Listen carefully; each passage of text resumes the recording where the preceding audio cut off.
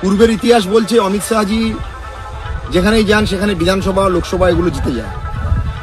আজকে দক্ষিণ 24 পরগনার যেখান থেকে এই তৃণমূল পার্টিটা উত্থান হয়েছিল 2008 সালে পূর্ব মেদিনীপুরের দক্ষিণ 24 পরগনা, তাই অমিত শাহজি এবং কেন্দ্রীয় নেতৃত্ব দক্ষিণ 24 পরগনা রায়দিঘি বিধানসভার অন্তর্গত পশ্চিমবঙ্গের যে পরিবর্তন সংকল্প যাত্রা তার সূচনা কিন্তু এখান থেকে হচ্ছে।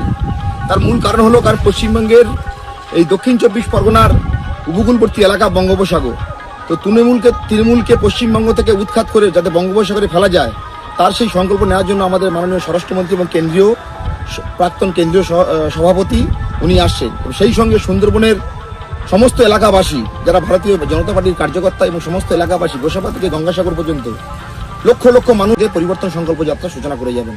এটাই আমাদের গর্বের বিষয় যে আমাদের রায়দিঘি বিধানসভা থেকে পরিবর্তন সংকল্প যাত্রার সূচনা হচ্ছে। অমিত শাহজির সংকল্প যাত্রা অনুষ্ঠিত হচ্ছে রায়দিঘিতে। দক্ষিণ 24 পরগনা জেলার রায়দিঘি বিধানসভার অন্তর্গত বাপুলি বাজার এলাকায় বিজেপি দলের সংকল্প যাত্রা অনুষ্ঠিত হবে আর কিছুক্ষণের মধ্যেই। এবারে নির্বাচনে পশ্চিমবঙ্গে প্রথম এই সভা অমিত শাহজির হাত ধরে শুরু হতে চলেছে সংকল্প যাত্রা। ইতিমধ্যে দলীয় কার্যালয় সূত্রে জানা গিয়েছে এই সংকল্প যাত্রা ঘটনাস্থলে প্রস্তুতি পর্ব ইতিমধ্যে সম্পূর্ণ হয়ে গিয়েছে। এই সভায় উপস্থিত হয়ে অমিত শাহজি কী বার্তা দেবেন তারই অপেক্ষায় সময় গুনছে রাজ্য নেতৃত্ব এবং দলীয় নেতৃত্ববৃন্দরা। এ বিষয়ে রায়দিঘি বিধানসভার দলীয় নেতৃত্বরা কি বলছেন শুনে নিন। ট্রেন রেডি, প্যান্ডেল রেডি, সব রেডি, হেলিপ্যাডও রেডি হয়ে গেছে।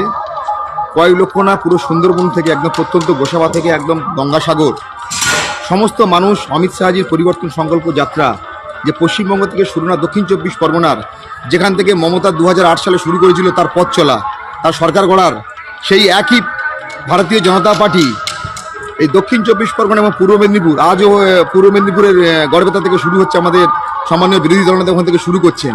আর অমিত শাহজি সারা পশ্চিমবঙ্গের পরিবর্তনের ডাক এই রায়দিঘি বিধানসভা থেকে দিয়েছেন। তো আমরা আশা করছি আগামী দিন দক্ষিণ 24 পরগনা থেকে তৃণমূল নামক বস্তুরা এখান থেকে সাফ হয়ে যাবে।